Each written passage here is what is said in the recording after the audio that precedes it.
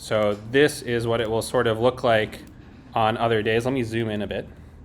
So the warm-up problem is, what is your favorite math problem? You can tell me any text you want about your favorite math problem. And there'll be a big code like this.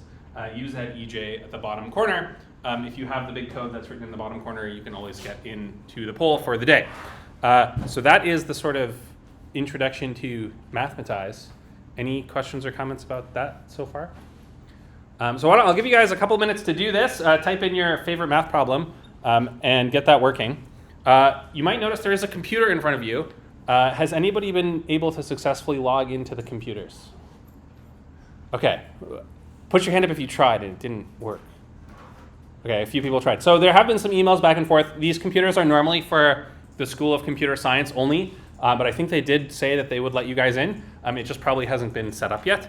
So I will talk to the admin people and get back to you on that. There is one feature you can know about these monitors that is quite nice maybe. I'll demonstrate over here. If you hold the monitor and gently push it down, it will slide down, which might help you see the board better. Or they just move, so you can move it left or right.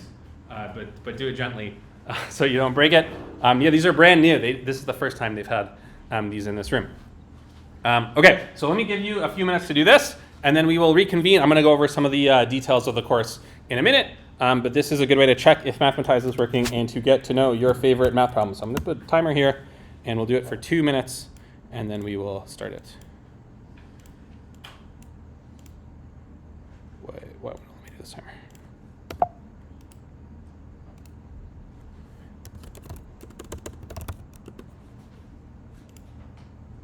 Okay.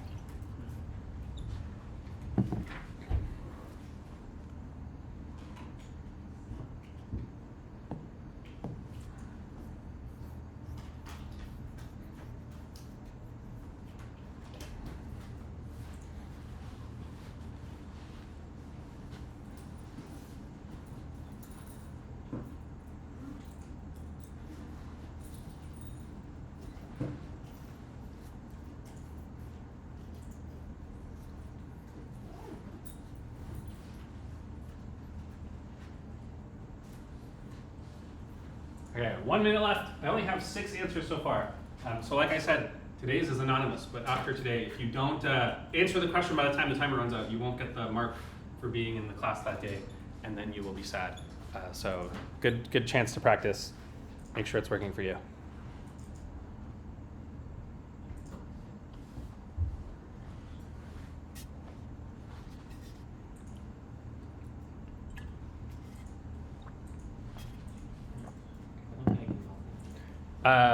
You shouldn't have to log in for today, so it should be anonymous.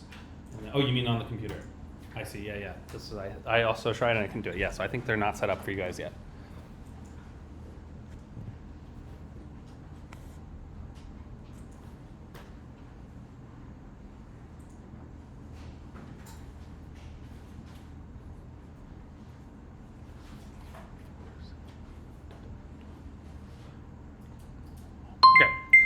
Okay, so time is up, so I will stop it.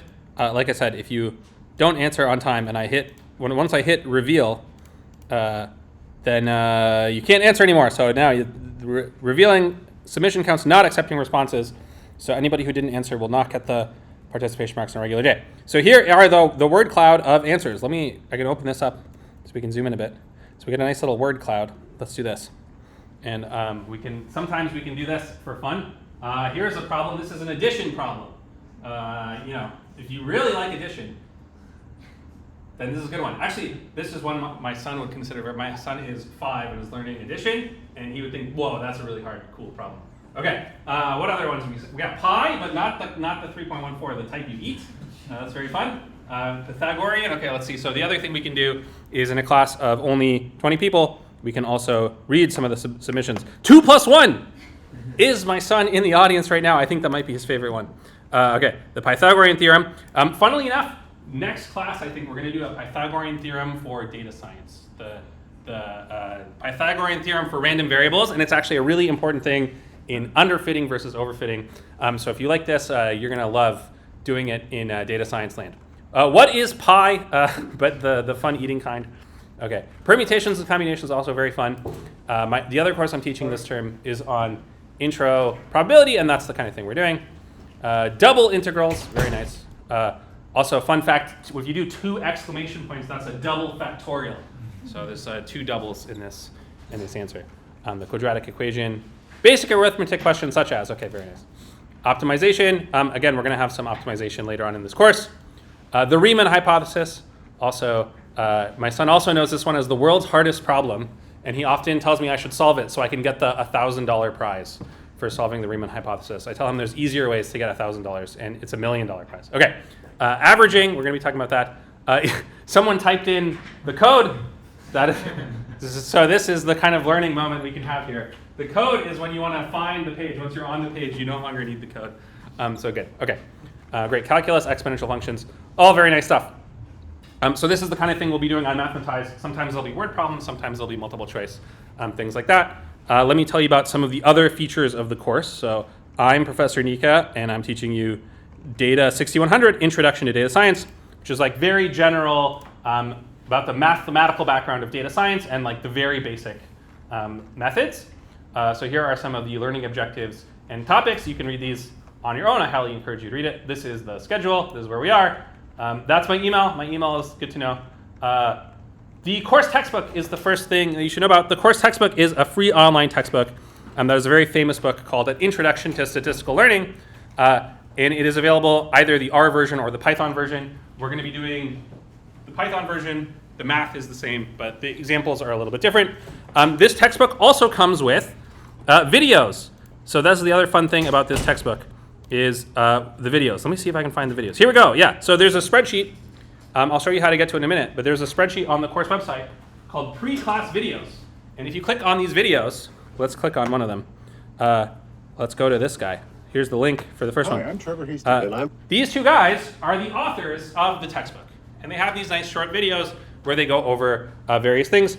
There's a nice playlist over here. It says with R, there's some labs that have R, like this is an introduction to R. We're going to skip those, but the rest of it is just math, and will work perfectly fine for us. And the way this course is going to work is we're going to cover a lot of topics from this textbook.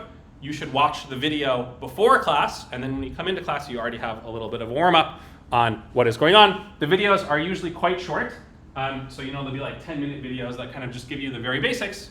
It's a little bit like skimming the definitions in the textbook. You can also open up the textbook to get more detail.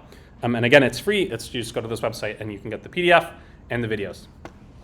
So the way the course will work sort of day to day is you will watch the videos. So here's the schedule.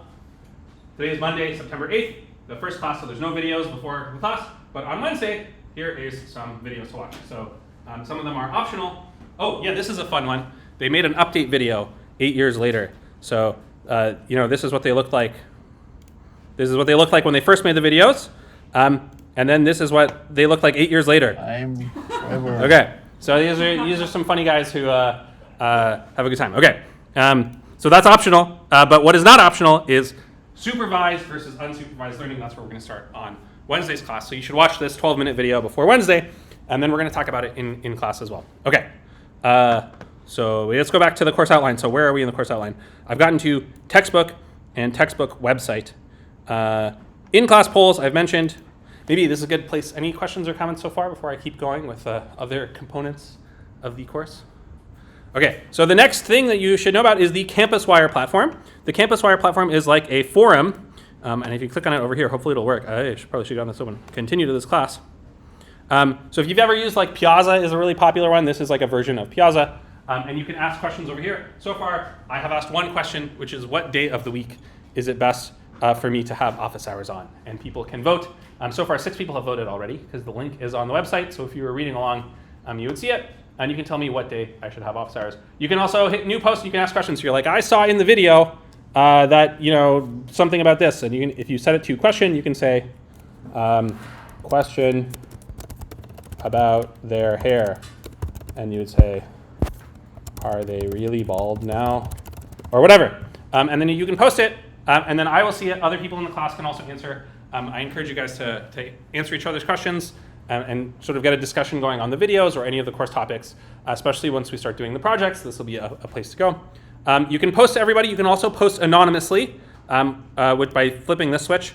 If you want to post anonymously, that's totally fine with me. I will still see who you are, but the other students in the class will not see who you are if you post anonymously. If you've used this kind of forum before, this is probably old news, but yeah, it's really helpful. It's a great way to be able to ask and answer questions asynchronously outside of class. Any questions or comments about CampusWire? I'll say one more thing. I've been throwing a bunch of different things at you. Another good thing to know about is how the course website is organized. So almost everything is under content. And if you go content, important links, then all the links to these things are here. So the pre-class videos playlist, the course textbook, the Mathematize, you have to make your account before Wednesday's class, the CampusWire forums where you can ask and answer questions. Next topic is there's a little course website that has notes. So this is my personal website for this course, and it's kind of like a Wikipedia-style article for all the different things we're going to be doing. So in lecture 1, we're going to be thinking about supervised versus unsupervised learning. If you mouse over that, there's like a little article with what is going on here. You can click on it and get some practice problems, things like that. So you can explore around. There's also a fun little graph if you're into this. You can look around, intro to data science, what are we going to do? We're going to learn about the sigmoid function, and that's related to this other thing, and so on. So little course website with the sort of course topics. So that's another place you can go if you need some help with these things. Okay, where was I? I was on important links. I think those are all the important links. The course GitHub is going to have examples as we get to them later in the course. Okay, questions or comments about any of this stuff so far?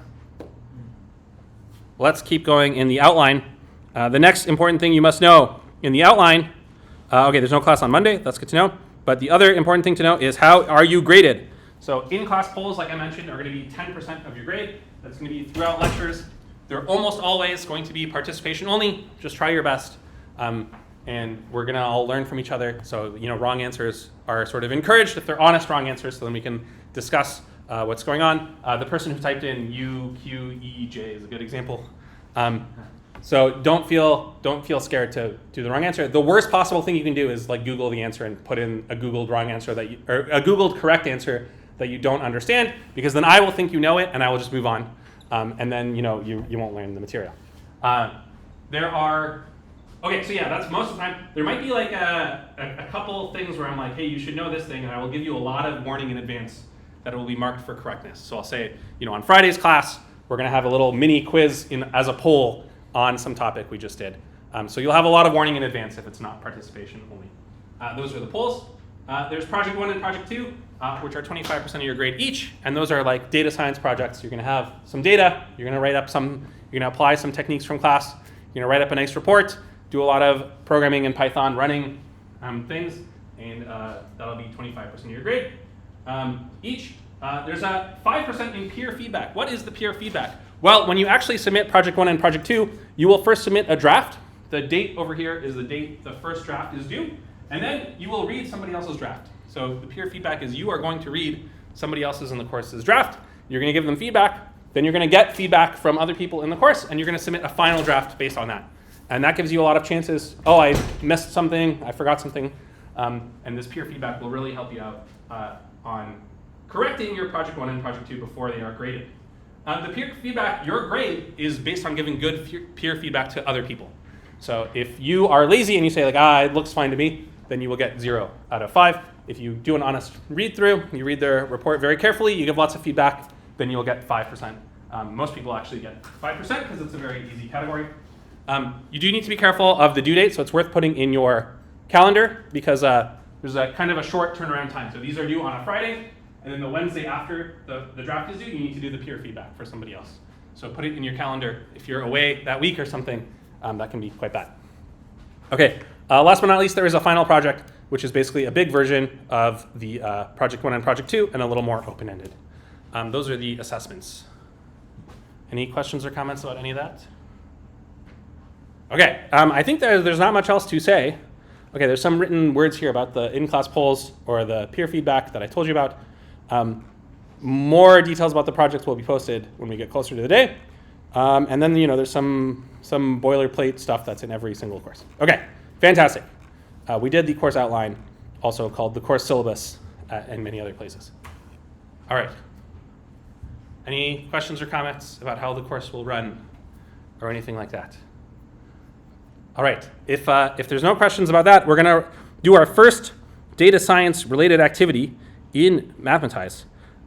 So what kind of thing are we going to be doing in this course?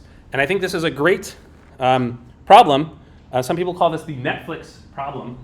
There was a prize called the Netflix Prize where they solved the Netflix problem. I'm going to have you guys work on this. By the end of the course, you should have a great answer to this question. Of course, today is the first day of the course, so if you don't know the answer to this question, it's perfectly fine. But it's fun to think about and kind of see where we're going and the types of big questions we're going to answer in this course.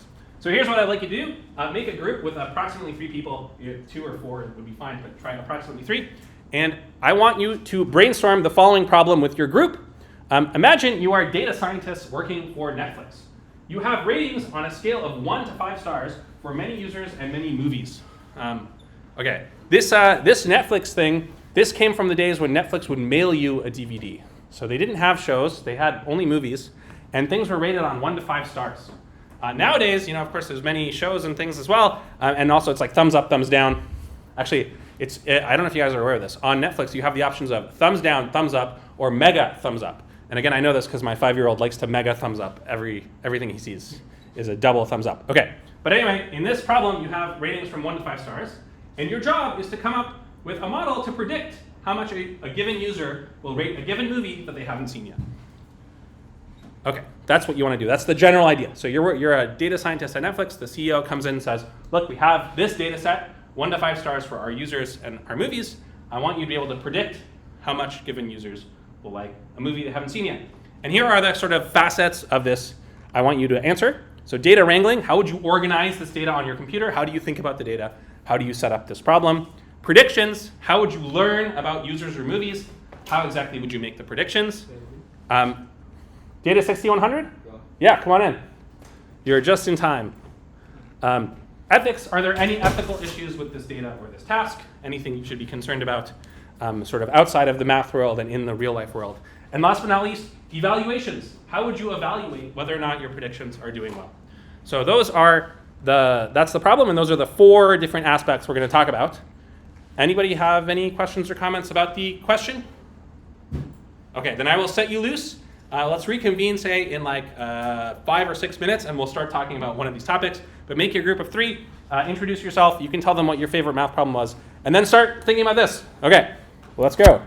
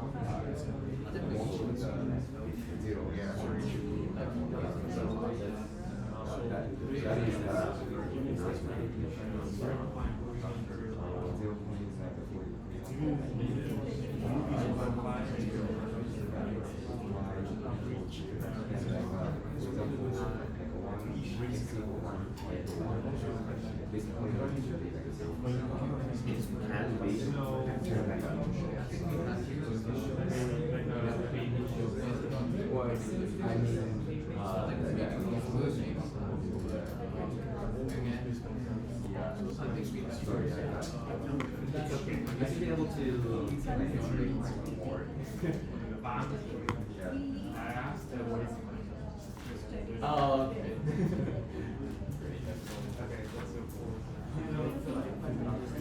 I was just thinking about I just wanted to just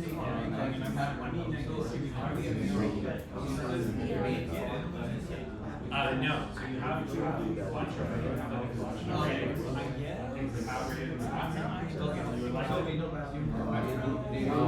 what do you think?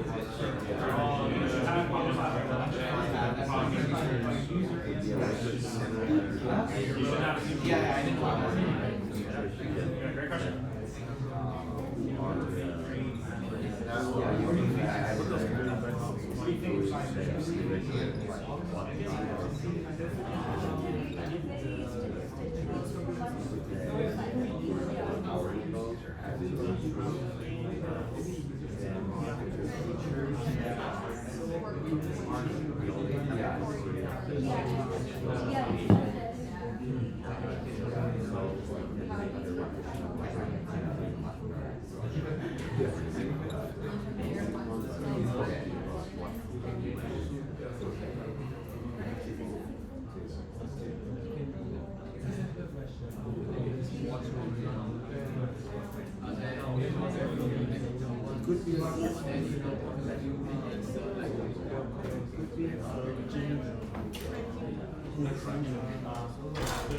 Hey.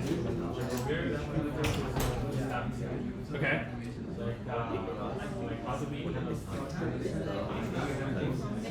So you have to explain how you would predict the task. Yeah, maybe can you? So what? Yeah, what does based on features mean? That's a great. If you think the answer is based on features, explain it. What is based on features? How exactly are you defining features?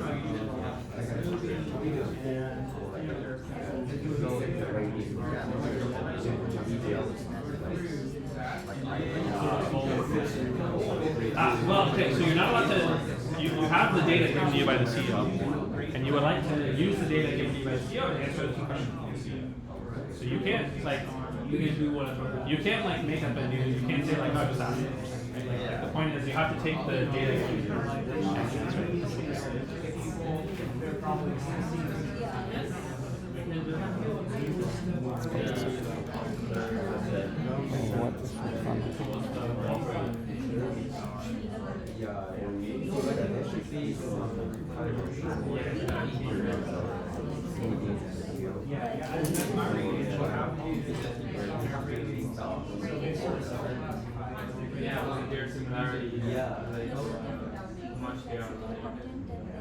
Evaluation.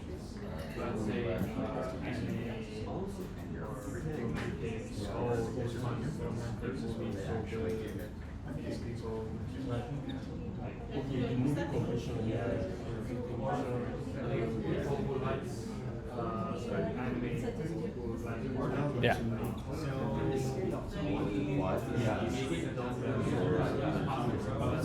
That's a great question. I think it's like the street first because when you click on your own, you click new one where you want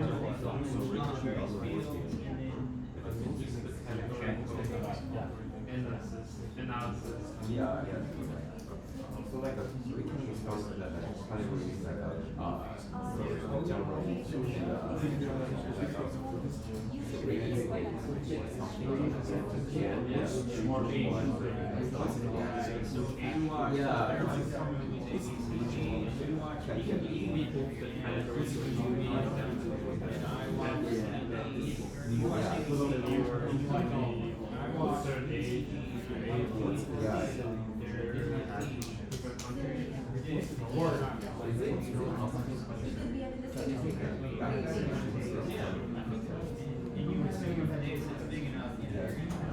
So the key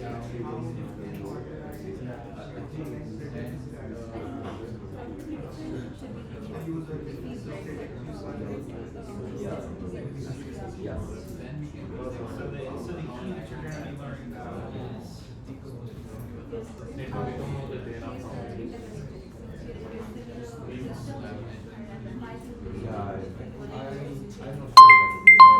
Okay, let's reconvene here and have some sort of class discussion. I see lots of good discussions going on around. I'll probably give you more time in a second to think, but let's start a little bit. So let me open our sort of virtual blackboard over here. And yeah, okay, so we're doing the Netflix problem. And what are we given? We are given this database of data set of movie user reviews. Data of, let's say, movie user reviews. I got two really good questions. One person asked, can we assume that the users who have ratings have rated all the movies or all the movies they've seen? And the answer is no. You just have some collection of movies and users. So, user number 1 saw movie number 3 and so on. But you don't have all of them in any sense. And then the other important thing that someone mentioned is that the 1 to 5 stars is either 1 or 2 or 3 or 5 or 6. So when you click on Netflix, you only have a choice of a 1 star, 2 star, 3 star, 4 star, or 5 star. You can't say 3.5 stars. Even though, like a lot of times when you go on like Amazon, they will report the average over many users. Every individual user is some integer number. So this many stars, and let's say not all users have rated all movies. So that is an important detail. Okay, and what do we want? We want to make the CEO happy, and the CEO wants good predictions. So the CEO says, predict it. So he wants good in quotes, predictions. That is our job as data scientists, to figure out what that means and to figure out how we're going to do it. Does anyone have an answer to any of the questions? Which one did you start with? Which question did you do first? Yeah. Hi, my name is John. This is my partner Aisha. So the first thing we're thinking of was how would we categorize data to make the prediction? Okay. So what data do we need to make that prediction? Okay. So the first thing we did is, what we're going to do is we're going to have 3 things we're going to base the users on. So the movies he has rated, we're going to get an average, his average rating for each movie category. Okay. So under like action, animations, adventure, like romance, all of that. So Okay, so these are called genres. Yeah, So I guess this is, I guess you're answering the question of data wrangling. Like, how am I going to think about organizing the data? And you're like, I'm going to take the movies, I'm going to organize them by genre. Yeah. So this is like organize movies by genre. Okay, very good. So Continue. His average rating for each genre. Okay, so you have average rating for each genre. Yes. Okay, very nice. Okay, continue. So we are going based on genre. So number 1 thing is average rating for each genre. Number 2 is completion rate of each genre. Like, Okay. does it finish movies I in see. a particular genre? And then the third thing is click-through rates. Click-through rate. Okay, yeah, this is a good one. So click-through rate and percent finished click-through rate and percent complete Yes. for each movie, in addition to the average. So the average rating is the ratings we were talking about over here. So But if you were to rank Okay. the data, like the average. This is for very good. first. Okay, very nice. I will say, the CEO told you, use the database of 1 to 5 stars. Yes. Sometimes when you are a data scientist, you're really like in the mix, and you can say, hey, let's go actually get the click-through rate. Maybe the 1 to 5 stars was not enough data to do what we need to do. Let's go back and actually get the click-through rate or the percent completed. Other times you're a data scientist and you only have access to the thing that was given to you. So sometimes you have a data set, you find a good data set, there's some data source online, maybe the US government puts out a data set on something, and that is your data source. And it would be so great if you could just go and get more data, but you can't. So these kinds of things would be nice. Of course, in real life, I'm sure the Netflix data science people really do use these. But for the sake of argument, I want us to pretend that we're in the universe where you are stuck and you have to use the 1 to 5 stars. I will give maybe a small spoiler. One of the possible final projects you can do is this problem, and you will actually have a database like this with 1 to 5 stars. You will not have any of these things. So, so this is like, you're thinking like an actual working data scientist, but I want you to think like a sort of a data scientist with a hand tied behind their back. You have to use this thing. So, but I like this idea. So you're organizing by genre. Presumably, this means you have to also go up and look up the genre of each movie. I think that is a reasonable thing to do, and in fact, you can do that for your final project if you want. You can look up all the movies and see what genre they were. Okay, so this is organizing the movies. Did you think about the users at all? Yeah, so we're making, the end goal is to make a prediction based on a given user. So Right. just for our data round, we just focused on the single user, and apart from this one, the other thing we came is his average rating based on the emotion the movie evokes. So Okay. Does it have happy endings? Does it have sad endings? Okay. Is So this- so this is so there's genre. I'm also going to put mood. So Yes. you're going to organize the movies by genre and also by mood. Yeah. So we're going to organize by mood. Organize Do we have the data of the mood still? by mood. Okay, yeah, this is a fantastic question. So, like, what is it? Like, if there was an alien in the room and we were like, hey, we're going to organize the movies by genre, and everyone's like, yeah, that's fine, that's no problem. And then you're like, I'm going to organize the movies by mood, and everyone all of a sudden is like, wait, that might be harder than genre. Like, what is it? What is it about this that's easy, and this one is kind of hard, right? And I agree that organizing by genre is definitely doable. You can find this online. Organizing by mood, I say maybe. Like, maybe you Google and you get lucky, you find a nice data set that has many movies and moods, but maybe not. So We can get a review, right? So like you can get the keywords from the yes, review. right. So both of these things, genre and mood, I think rely on sort of external data sets outside what you're given. And genre, I think, is very reasonable. It's very easy to find, and that's because the people who make the movies will sort of attach a genre to it. When you Google a movie, the first thing that comes up is the genre. So this one, I think, is very reasonable. This one, I'd say maybe. And if you could probably come up with a thing where I'd say no way. Like I'm trying to think of something off the top of my head. Organize it by number of words in the movie, the number of words said in the movie. Maybe that's important to you. I think that'll be quite hard to do. So if you wanted to do that. So this kind of thing of like let's get external information about the movie. Sometimes very reasonable, sometimes not. Sometimes this is like useful to go outside of this. I guess when you tell me about the users, you're going to start telling me about how we use the actual data. So far, you've told me we're going to organize it by stuff outside of what we're given. Yeah. Do you have an idea for the users? Or it's okay if you don't. But maybe somebody else wants to weigh in with the users? Yeah, in the corner.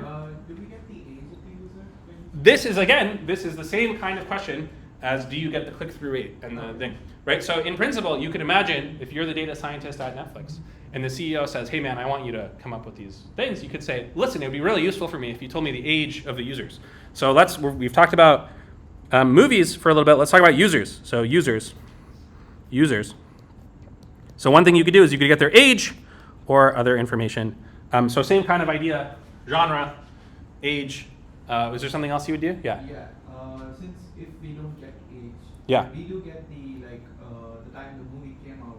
Yeah, that's true. Yeah, let's. They're invested in a 90s movie or like that. Average rating for each genre. You could put age of movie. Yeah, that I think that would be okay. Age of movie. That's also fine. And you're saying if you watch a movie from the 90s, therefore you must be older. Yeah. Like we could filter. Okay. So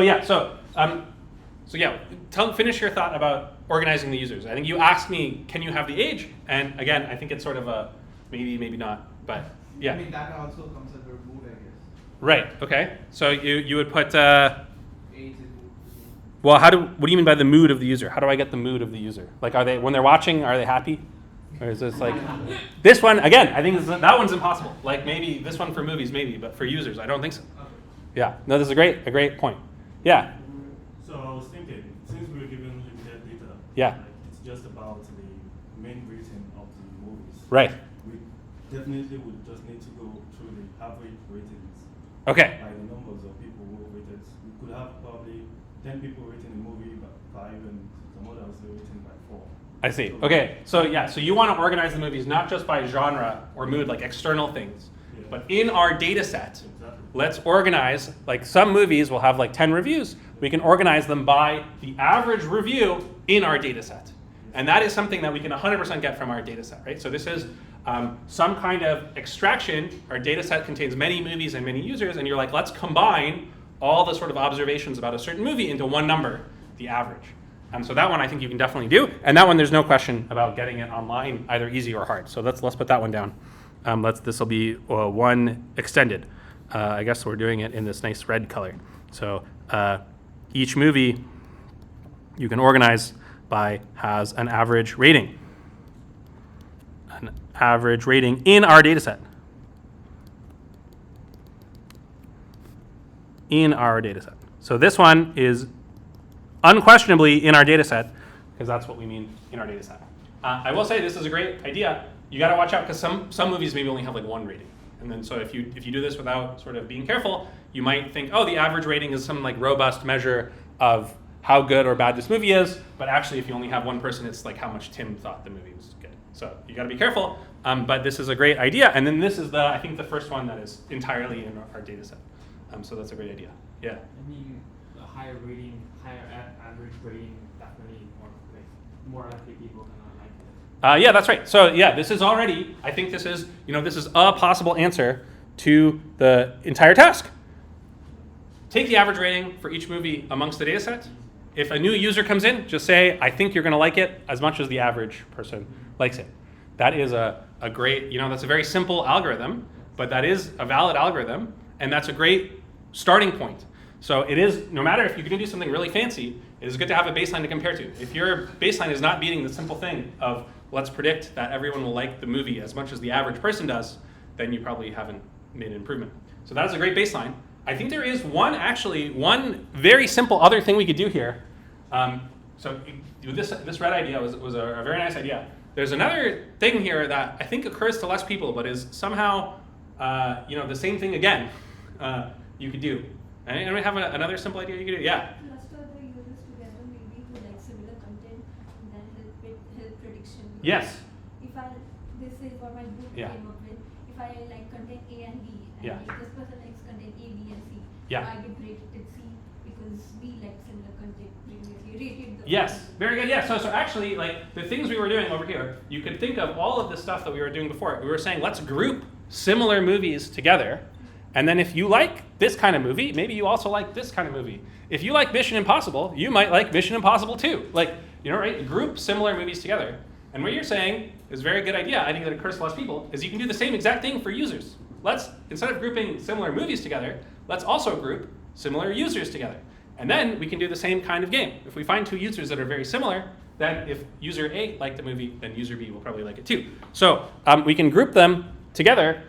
Group similar users together. This is a very general idea. Let's say this. So group similar users together. And I think this is what the kind of thing, when you're saying let's look at their age, this is the kind of thing you want to do. You're saying like people who are the same age, they are similar in some sense, so maybe that will help us. And that's the same kind of thing you were doing with genre and so on. And if you had a good notion of what similar meant, like if you could really extract, these two people are similar in this way, this would be a great idea. The hard part is making sense of what this similar is. So this is a great idea. I think you mentioned you wanted to say if they like the same movies. Review. So if we have the data, right? So they Yeah. have similar reviews for the movie. Right. they watched. Okay, yeah, very good. So how do we tell if they have, I've reviewed these movies, you've reviewed those movies, some of them overlap, some of them don't. How do we figure out how similar that is? So this is the hard part. So the hard part is making sense of what is similar. We did come up with a nice numerical way to do it for the movies. We said, two movies are, we'll call them equally good if they have the same average rating. So, there's a really good movie had 2 4-star reviews and 2 4-star reviews and 2 5-star reviews, so it came as 4.5. That's kind of similar to another movie that had 10 4-star reviews and 10 5-star reviews. It also has an average rating of 4.5. So this average rating thing was also doing this combining similar movies, just very based on the most basic numerical thing. 2 movies are similar if they have similar averages of ratings, right? If people kind of like them the same amount. Could we do the same thing with the users? So similar, you can do it very complicated and it's difficult, but there's this easy way to do it. Yeah? Like a gender or... Yeah, so you could do like age and gender, right? So if you go back, gender, I don't know, what time they log, time zone, stuff like this. Country, lots of personal information. But yeah, is there an equivalent of this average rating? Yeah. Vector distance? The vector distance, yeah. So you're talking about similarity now, right? So you think of like the things. Similarity of because Yeah. every user has reviewed, Yes. a set number of movies. If you assign the unreviewed movies, I don't know, if this is the DVD era, we can assume Yeah. is 0 because they just didn't care Right. enough to order it. At that point, every user has quote unquote reviewed every movie, and you just Yes. figure out how similar the users are based on how similar those vectors are. Yes, okay, this is a fantastic idea. So if you've taken a good linear algebra class, you'll know about vectors, and you'll know about the distance between vectors. And one of the things that is sort of stopping us from applying it sort of directly here is this problem of some of the users have not rated some of the movies. So it'd be like in linear algebra class, if you get your midterm in linear algebra, and they're like, please find the distance between these two vectors, and the first vector says question mark 2, and the second vector says 3 question mark. Okay, well, what's the distance between them? But I think what you're saying is vector distance, but fill in missing entries. Fill in missing entries. And there are many schemes you could use to fill in the missing entries. Sometimes people call this imputation. And one way you said is, if they haven't seen it, just give it a default rating. Actually, there is a nice default rating already on the board, which is you could say, if you haven't rated a movie, you'd probably like it about as much as the average rating of that movie. So that'd be one way to fill in the things quite nicely. Yeah, anyone else have any other thoughts about this idea? Yeah? To fill in the missing entries, shall we use like SVD? Yes, so SVD is some kind of, again, SVD has the same problem with missing entries. So SVD, like if you open the textbook and you see what is SVD, they will do it with complete vectors. And so you will still need to do some filling in. We will get to SVD. SVD already has several ideas that are already not on the board. So SVD has several ideas removed from this. Yeah, great thought, yeah. Now that we are having like a many variables, like we can use regression, I think. Regression, okay. Regression, okay. So we're starting to answer the next question, which is, I think we've done some good thought about how we're going to think about it, and now we're sort of like going into the next section, which is how exactly are we going to come up with our things. And so the next question is like, how exactly will we predict? How exactly will we predict? And some people are saying ideas, good ideas, which are definitely things. Regression, SVD was also mentioned. Let's go into this next. Let me go back up here. I think there's one thing that for some reason people don't think about is taking the average rating of each movie. You can also take the average rating of each user. You know, there's some guys who are Grinches and rate all the movies 1s and 2s. Probably if they're going to rate another movie, it'll be a 1 or a 2. There's some people who like every movie 5 stars, 5 stars, 5 stars. I've already told you my son is like that. So they will probably, the next movie they watch, they will probably rate it 5 stars. So in addition to doing every movie has an average review in the data set, every user also has an average review in the data set. And a good prediction maybe is like, if user A watches movie X, then what's a good rating? Maybe the average of their user average plus the movie average, right? So if they are sort of higher than average user rating, then probably they're going to rate the movie a little higher than average. If they're lower than average, it'll be a little lower than average. So this is also a good idea. And in fact, a very good baseline is exactly what I said. Each movie user pair just average their ratings. Okay, so I'll do that as well. Each user also has this thing, and then we'll move on to the next thing. But for some reason, people don't think of that, even though it's sort of symmetric between movies and users mathematically. Okay, okay. Let's move on now to how we're going to predict things. So some people have said regression. Some people have said SVD. Anyone want to break it down? Maybe even more basic. So these are like special words that have a lot of meaning already kind of built into them, and they are things we're going to learn later in the course. But is there a sort of a simpler way to do it? Like, how would you explain it to somebody who's never seen this stuff before? How exactly are you going to come up with the ratings?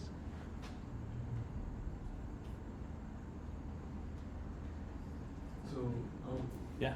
our output is just going to be a rating from 1 to 5 stars. Uh-huh. Can it be decimal? Like 4.5? Yeah, this is exactly the kind of question you should be asking. So remember, I said earlier, the data is either 1 or 2 or 3 or 4 or 5. And so this is a great question you have to answer as a data scientist. The input is 1 or 2 or 3 or 4 or 5. Am I allowed to, as a data scientist, output 4.5? Right? So the users are not allowed to input 4.5, but are we allowed to output 4.5? And the answer is, there is no answer that always applies. The answer is sometimes you can, sometimes you can't. And you have to think about the actual situation and decide what you think is appropriate here. So let's answer this question. So here's a big, important question in all of these things, and it really has to do with the exactly, right? Exactly. Is it okay to output? Is it okay to output fractional stars? Fractional stars.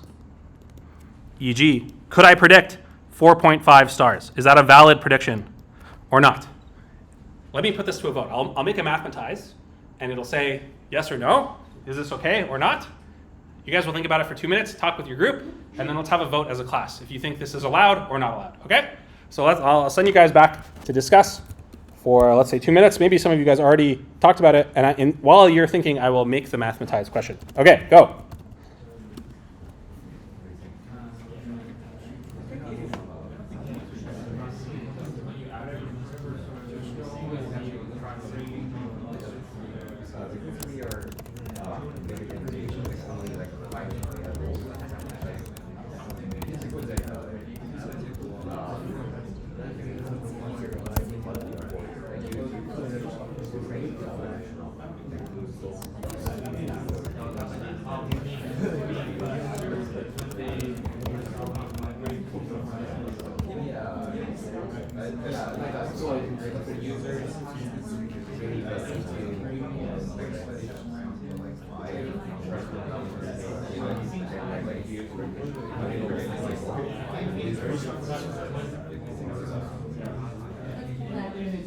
Okay, the question is live on Mathematize, so you can feel free to put in your answer once you have it, but also feel free to keep discussing until the time runs out.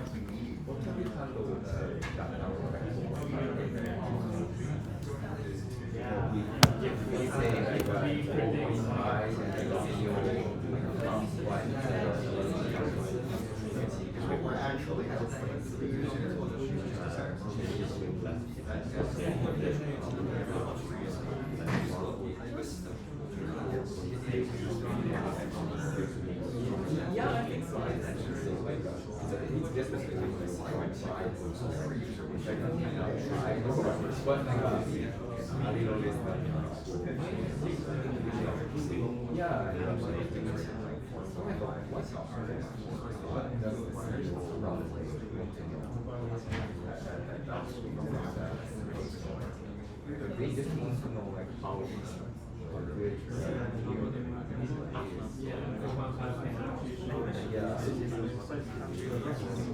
I don't think that like if it's like an integer, we consider like 1.5, it doesn't matter.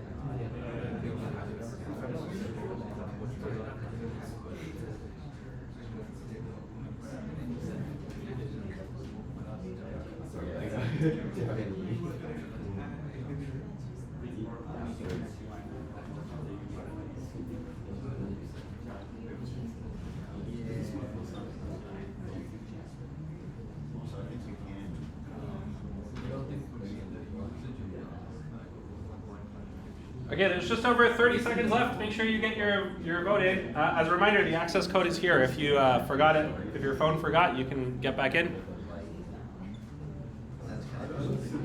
Like I want to give the user like the average rating. As we move to not everyone can be that just ends up feeling weird.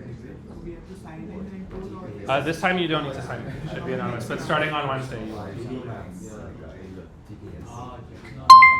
Okay, getting your final things here while I press the buttons. Okay, let's see. Okay, we got 16 people. I guess there's slightly more than 16 people. 2, 4, 6, 8, 14. There's like 23 people. Who's still? All of us didn't vote, so Oh. one person voted for the whole group. Oh, that's fine. Okay, yeah, all right, that sounds good. Okay. All right, let's see what you said. So I want to reveal counts. All right. So 14 to 3, people said yes, it's okay. 14 people said yes, it's okay. 3 people said no, it's not okay. And once again, in every problem, there will be a different answer.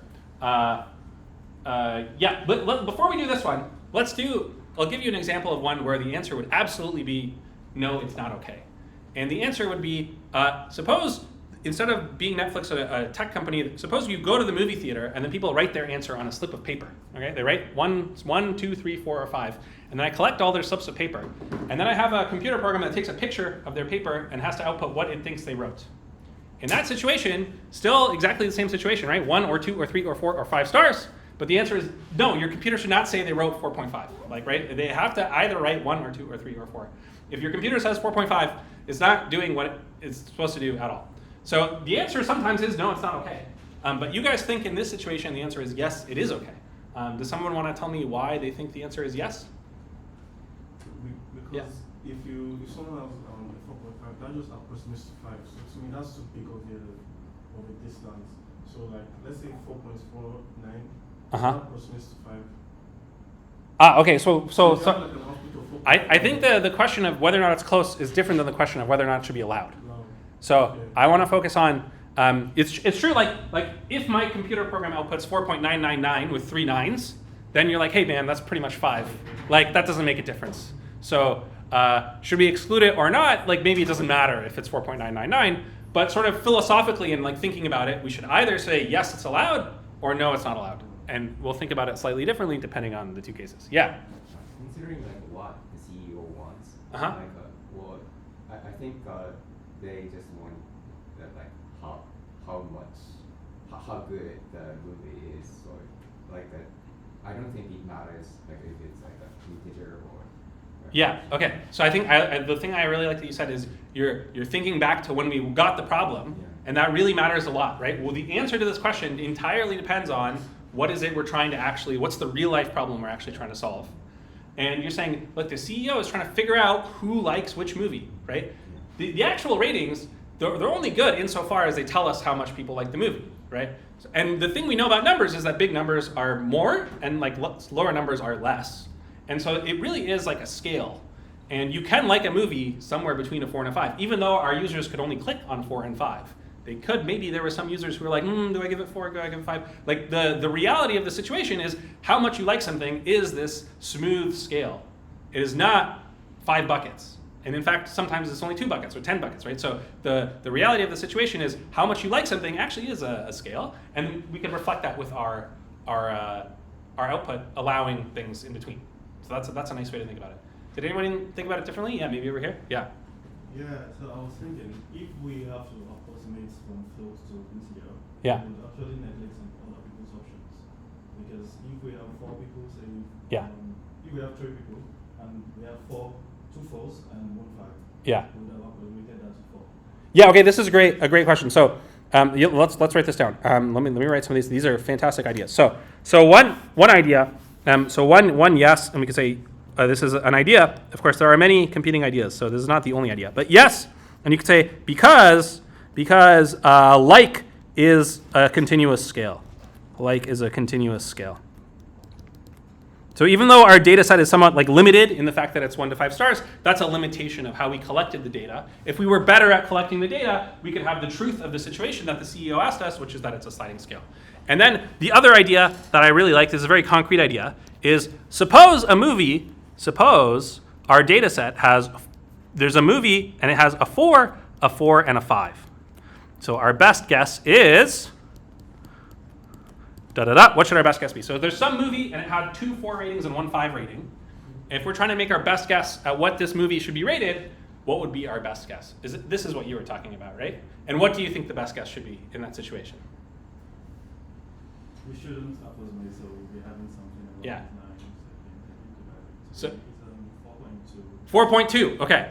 Does anyone have 4.2? This is a good guess. Anyone have anything else that they think would be the best guess if you had 2 4s and a 5? I think 4. Yeah, 4 is also a valid answer. Anyone else?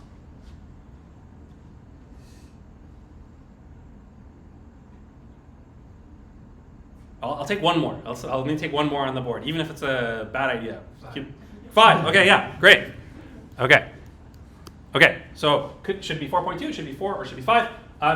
Let's do the arguments for this. So 5, I think, is not as good as 4, because there are more 4s than 5s, right?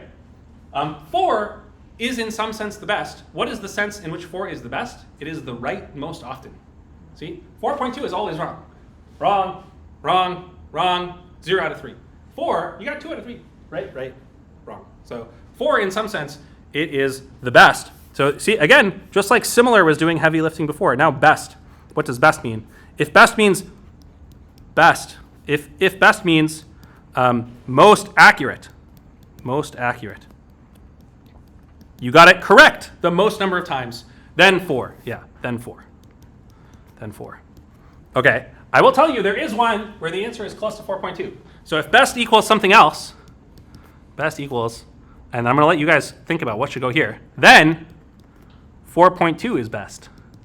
Okay, and I'm going to make one small correction because it's not actually 4.2. It should be, yeah, it should be 4 1/3. 4 1/3. So 4.2 is the right vibes, but is not the right exact mathematical number. So if 4 1/3 is the right answer, what is the question? What best mean? What best would make 4 1/3 the right answer? Was there maybe a hand over here? Yeah. The average. Well, okay, look. It's true the average of these numbers, 4, 4, 5, is 4 1/3. So if I was like, your calculus 1 teacher, I was like, get the right answer, man. Take the average. But that's not telling you what best means, right? So it's true, this is the average, and the best thing will be the average. But what is that doing? Like, for example, I didn't say the most common, right? That's how I computed for it. It was the most common amongst these numbers. But the thing that I actually wanted is I wanted to be correct the highest percent of the time. So what do I actually want here that would lead to 4 1/3, the average, being the answer? That's the question. So you're right, it is, the average is the sort of consequence of this. Whatever you write here will lead to the average, and the average is this much. But what do you write here? Yeah. Most representative? Yeah, this is the right kind of like English, like this is how you translate the idea into the English language. Like you kind of want to like balance, like 4 is like too far, like you've ignored the dude who had 5. If that guy had 1, this answer would have still been 4. So we kind of want to like respect the person who said 5 by like balancing and like representing everybody sort of equally. So this is the right kind of idea. So I like the way you said that. Let me write that down. Most representative. Yeah, of the group. That's nice. Yeah, of group. That's a very nice way to phrase the idea. Okay, actually, let me, in the interest of time, I won't spoil what the answer is here because I think we're doing it later this week.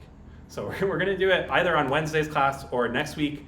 We're going to do exactly what goes here, and then it'll be fun because we'll see what you guys know mathematically. I won't spoil it now. So we are going to fill in the thing, and we're going to do a mathematical definition of the most representative of the group, and we'll see exactly what that means very, very soon in the course. That's the first sort of real topic in the course. Okay, so I won't spoil it. Okay, where are we here? Yeah. I wanted to ask, if you're going to do the most representative and you have like, Yeah. I'm thinking if let's say we take from 4.1, 4.2, 4.3, 4.4, doesn't it begin to lose its meaning? I was thinking, when you asked the question of mathematics, I was thinking like we're only going to do 0.5s, like only 1, 1.5 and 2, 2.5 and 3. Yes, yeah. I think this is, again, there is no right answer. Like, you should let it be any number, or maybe you should only let it be certain numbers. And you're right, in some situations it would lose its meaning. Like a great example I said is, if they either wrote 1 or 2 or 3 or 4 or 5 on a slip of paper, and your computer program outputs, they wrote 4.5, well, they definitely didn't write that. So, like, then it loses meaning, right? So it's true, in some situations it would lose meaning to have things like this, and in other situations it makes perfect sense. A great situation where it does make sense is, like, for example, somebody's height. Like, if you're trying to predict somebody's height, are they 1 foot tall, 2 feet tall, 3 feet tall? Okay, this is not real people, but if you're trying to predict the height of something, then 4 1/3 feet tall, that makes perfect sense. So it really depends on the exact situation. And yeah, when you learn about this thing, so the most accurate would be 4, you could go with that, or you could do this thing that we're going to learn next week, and the answer would be 4 1/3, and that would also be reasonable. And you would have to look at the situation, which one do you want to actually have, based on the situation. And I'll tell you, maybe I won't spoil exactly what this is, but this one is the most representative of the group, trying to equally balance the people who said 4 with the person who said 5. So it's trying to balance the sort of distance to everybody as best as possible. Whereas this one is just trying to be correct the most often. This one is trying to be as close as possible to everybody as much as we can. Those are the two different things. Yeah?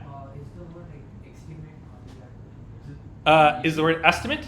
Yeah, estimate refers to like what you would output, I think, in this situation. So like for a given user, if you have this data 4, 4, 5, and you're trying to estimate how much one of these 3 users liked it, and you only have to do one number, one possible estimate is the output of 4, and another output is the output of 4 and a third.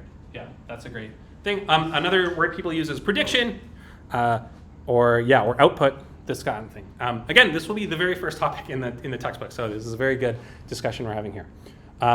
Okay, let me see.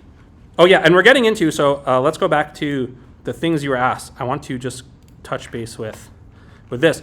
We're actually starting to talk about how would you evaluate whether or not your predictions are doing well. We've actually spilled completely into this question. One way to evaluate whether or not you're doing well, you can say, how often is it exactly correct?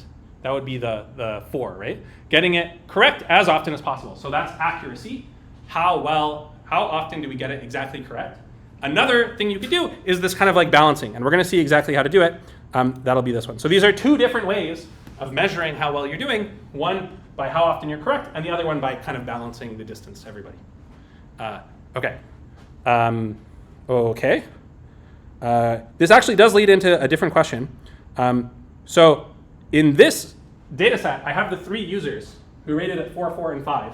And let's say I outputted 4, and I'm measuring how well I'm doing. How do I measure it on new users, right?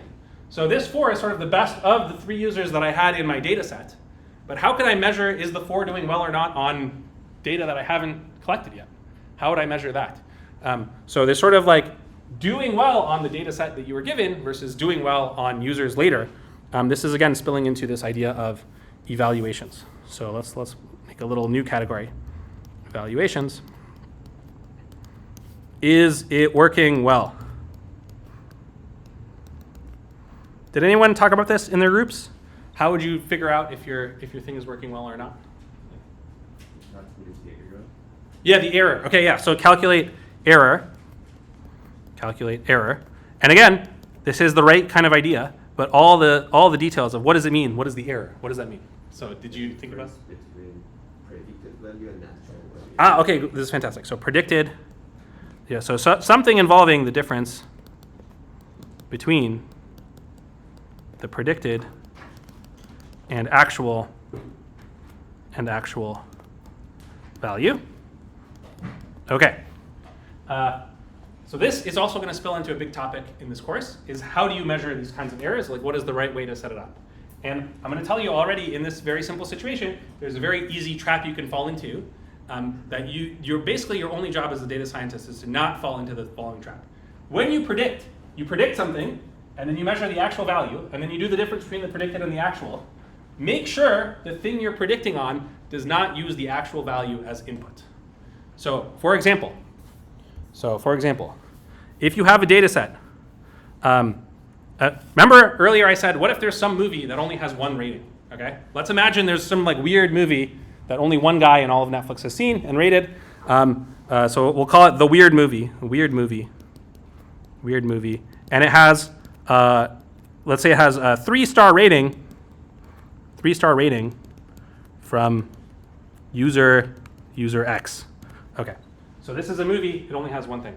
And then, we have our prediction. Whatever prediction we do, however we do it, if you've only got 1 rating of 3 stars, probably the best prediction you can make is to say it's a 3-star movie, right? I don't see how you could really do a lot better than the 3-star. I guess you could use other movies that user X has rating. Let's pretend that user X has only rated 1 movie, and that movie was only rated 1 time. So this is the only thing we have. The only possible prediction you could come up with is 3 stars. So then 3 stars. Then 3 stars is our prediction. Okay. So a very nice situation. Our data was 3 stars. Our prediction is 3 stars. Now here is the thing you must not do. When you go to calculate the error, it's very easy to say, hey, 0 error. Look, 3 stars. We got it exactly right. So I'll write it in big letters. Don't do this. Don't do this. error equals 0. Okay. So why is it bad to say the error is 0? In some sense, the error is 0. But the error is 0 is extremely misleading. And actually, a lot of the times when people talk about data, they make this mistake, and they do this misleading thing, and it's extremely hard to tease out. And this is, I think this is responsible for 90% of the mistakes that are made in data science. If you leave the course not making this error, then it'll be a successful course. So this is the most important thing. This error is some kind of error on the set of things that were used to train the model. So this is some kind of training error. So this is a training error. And this is the important thing. The training error is how much error our model has, our predictions, on the data that was used to create the model. And of course the model, because it was used, we use this to make the model, of course the model is going to do well on the thing that it was used to do. It is like if you have, there's some students who when you give them a bunch of practice problems, they memorize every single practice problem, and then they get 100% right of the practice problems. But then you go to the midterm, you give them some questions that are similar but different, and they get 0. Are those people good students? They got 100% of the training questions right? No, they're not. So this is very important. The training error is 0, but the error for the model is something more complicated, and we're going to learn how, techniques on how to get the actual error you want. The error is 0, the training error is 0, but that is not the error that anybody cares about. So this is the important mistake. And we're going to learn different ways to sort of approximate and get to the right thing. Again, I won't spoil it, especially because we only have a few minutes left. So you should see this as, again, a teaser for something coming up in the next few weeks. Okay, so that was evaluation. Any questions or comments about this or anything else? Let's see, did we address all the questions? I think there might be some other questions. Predictions, how exactly would you make the predictions? We started to talk about this. We definitely talked about the data wrangling. Ethics, are there any ethical issues? We haven't talked about this yet. Did anybody think about this one? Can you be more specific? Yeah. Well, so I want you to imagine that you're really in real life working at Netflix, and the CEO really comes to you and says this. Because you could have the exact same mathematical problem, but coming from a different source would or would not have the same ethical issues, right? So maybe you're working at a robot company and your robots are doing things that are 1, 2, 3, or 4, or 5. That would be different than if humans are doing it, because humans are different than robots in real life. So even though the math is exactly the same, maybe the human situation is different. I will give you maybe a hint. Let's go back to our Blackboard over here. There were some things that were written earlier that were potentially, I think, where I would start to have little red flags for ethics. Does anyone see on the board here something we wrote down that is maybe starting to be a problem? Yeah. Personal information. Yes, we started writing down age, gender, time zone, country, right? So a couple things are a problem here. One is it wasn't in the original data set we were given, right? We were like, let's go outside and get some sneaky data, and we'll use that to do something. So this can always introduce all sorts of issues because maybe the whole point of the exercise is to sort of do it in a way that doesn't involve their age, right? A good example would be, let's say you were a data scientist working for a criminal court. You're trying to get data on who is guilty or not, who should be given bail, and then you're like, oh, I could improve my predictions by taking outside information like their age and their gender and stuff. Well, yes, you've gotten more accurate, but you have removed the thing that the court was supposed to do, which was supposed to be justice and fair to people, right? So by doing something like this, you might be getting more accurate, but actually, first of all, stepping on a bunch of ethical landmines, and second of all, actually subverting the task that you actually want to do. So maybe the CEO wants to know, outside of their age and stuff, how much they would rate a movie. So that, I think, is the main place I would look. And that is part of the reason that you want to be able to answer with just this data set. I will say in real life, actually what happened is Netflix released this Netflix problem, so they released a lot of data that was supposed to be anonymized about these people's things, but somebody figured out how to reconstruct it, and therefore was able to read off people's, individual people's actual movie ratings. And then Netflix got in a lot of trouble. So I think they got sued for millions of dollars because they didn't do a good enough job hiding people's actual ratings. And it's sort of embarrassing to be known that I rated this movie 5 stars, right? Maybe I want to keep that information private. And in fact, when I gave the information to Netflix said it would be private, and now they have leaked the data. So there's a problem. So you always have to be aware of these kinds of things. Okay, any other questions or comments? Yeah. Yeah, but I feel that the age is necessary because, like, for censorship, like, there are a few movies which are like rated like. Yes, that is a good point. So yeah, so there could be a valid situation where you do need the age. It's true in the situation you're talking about, we don't actually need the entire age. We just need to know above or below some like cutoff age. And so if you can look at the right sort of subset, that is maybe a good thing to think about. And again, you have to think about these things because if you just do the math, the answer is not in the math. The answer is outside of the math, right? Is like how the problem came into being and what we're really doing with it. Yeah, that's a great point. Okay, any other questions or comments? Okay, we're gonna do one last actual math problem. That's sort of a warm up for next time, and it's sort of to see how good your probability class was when you were an undergrad. Let me see. So probability review. So here it is. Imagine rolling a fair 5-sided dice. So you have all the sides are equally likely, and the sides are labeled 1, 2, 3, 4, 5. Call this random variable capital X. So if you've taken a good probability class or a stats class, you know what this kind of thing means, and you've seen this notation E of X. The expected value of the dice is blah, and maybe you've also seen the variance of the dice is blah. I would like you in the last 8 minutes, do your best to do this and see how you do. If you don't know the answer, you can put in the secret code word 54321, and that means you don't know. I have no idea how to do it. Sometimes people know how to do this one very well, and then this one they forget. That's fine. So just try your best for 8 minutes, and we'll see how far you get, and that'll help me figure out when we start doing probability stuff on Wednesday's class and next week, how you guys are doing on that. All right. Questions or comments about the task? Okay, I'll set you loose for 5 minutes. If you want to put your hand up, I'll come around. We can chat one-on-one as well.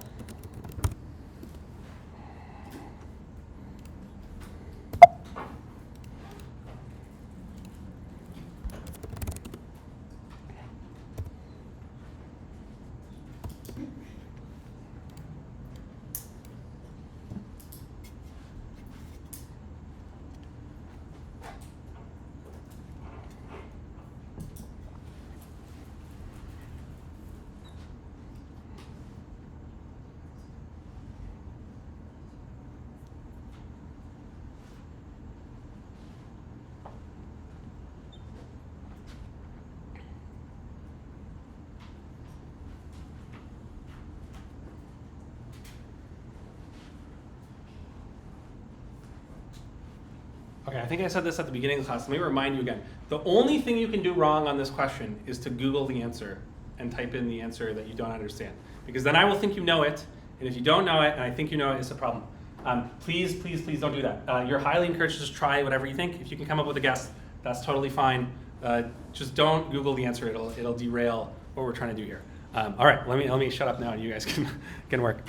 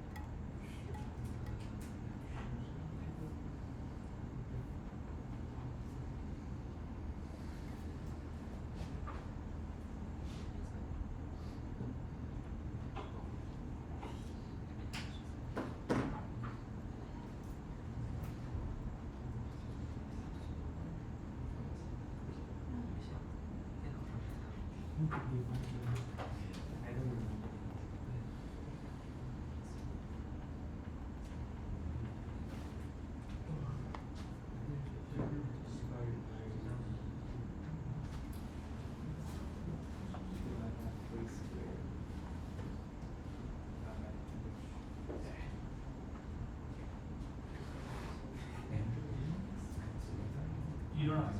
So variance. You should just be able to land average. Yeah, variance might have to refresh.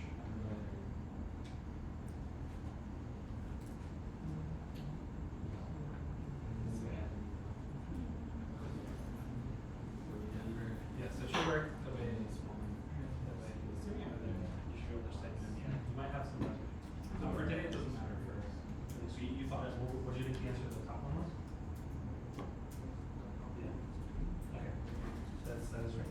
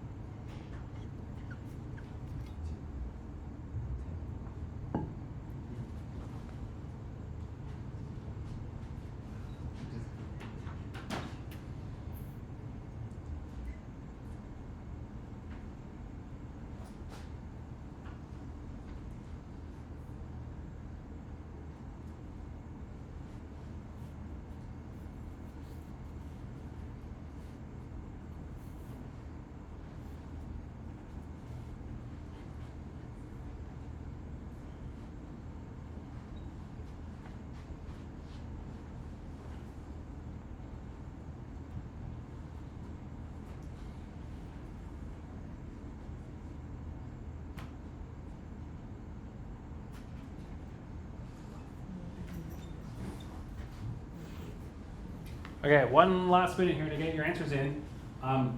When this ends, it'll be right at the end of the class. I'll reveal what the correct answers are, and then we'll see like how you guys are doing. I will say after the class, please feel free to Google as much as you want. So the only reason I don't want you to Google it while we're doing it is because then it ruins my sense of like how much you know or don't know.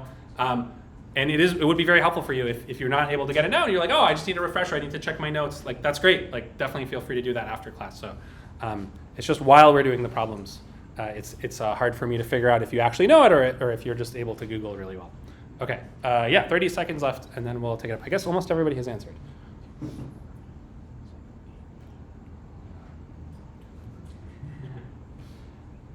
Okay, yeah, I think there's 23 people in the room. So I'm gonna stop it now because I have 23 answers. And so everybody has answered. Okay, well, maybe there's 24, okay. What do people say? I have to zoom out a bit. All right, everybody got the mean right. That's wonderful. The mean is 3. That's the expected value, also known as the average.